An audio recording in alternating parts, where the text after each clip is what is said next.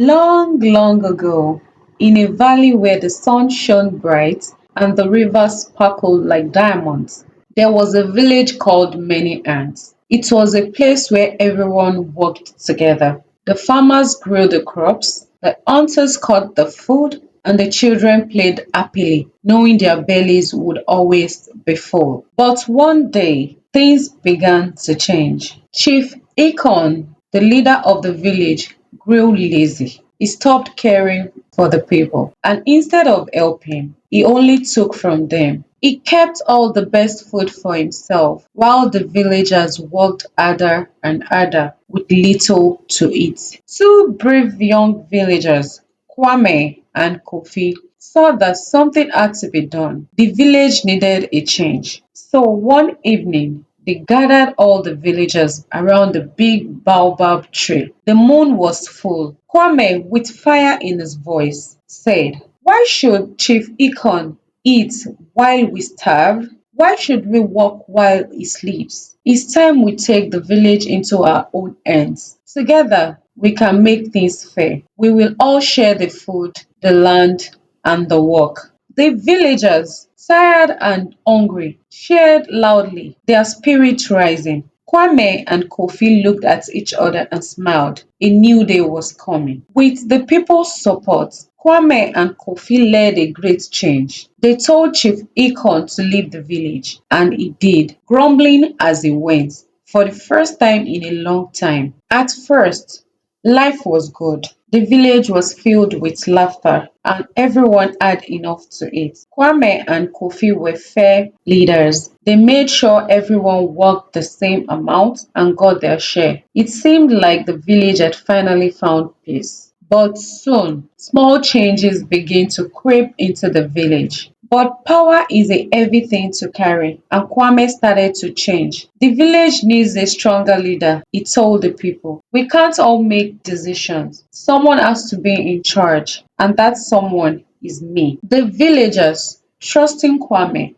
agreed. Though Kofi is not so sure, he pulls Kwame aside. Kofi worriedly, "Kwame, we promised to live together. The village belongs to everyone." Kwame smiled, but it doesn't reach his eyes. Kwame said, "Don't worry, Kofi. As time passes, Kwame begins to act more and more like the old Chief Ekon. He keeps the best food for himself, makes the villagers work longer hours, and everyone who disagrees is forced to leave the village." One day, Kofi couldn't stay silent anymore. Kofi angrily said to Kwame, "This isn't what we promised. We were supposed to make things fair." Kwame coldly answered, "Fair? I am fair. You're just jealous because the people trust me more than you." The two argue, their voices echoing through the village. The villagers, now afraid of Kwame's temper, stand back. The village was divided. Some still believed in Kwame, but others started to listen to Kofi, who wanted things to go back to how they were. The tension grew and soon Kwame had enough. Late one night,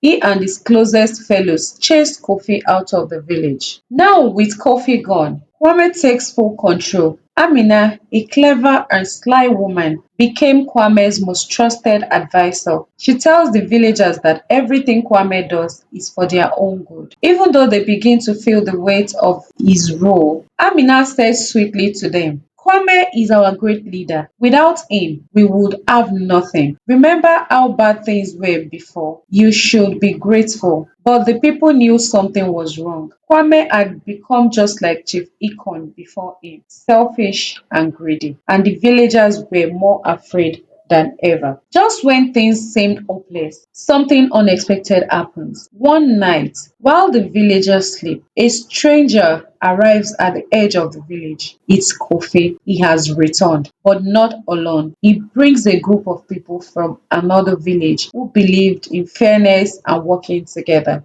Kofi had spent his time away learning from the villages. He had gathered people who believed in justice and kindness, and now he was ready to help his village once again. Kofi and his new friends sneak into the village, whispering to the villagers, telling them that they don't have to live in fear. Slowly, the people begin to rally behind him. Kwame, hearing the noise, steps out of his large hut, his eyes blazing with anger. Kwame furiously said, Kofi, you dare come back here? Kofi calmly said, I came back to remind the people of what we promised them. This village belongs to everyone, not just you. The villagers, finally brave enough to stand up, begin to surround Kwame. Amina, realizing they are outnumbered, slipped away quietly into the night. And just like that, the power of the village was returned to its people. Kwame, with no one left to support him, was sent away just as Chief Ekon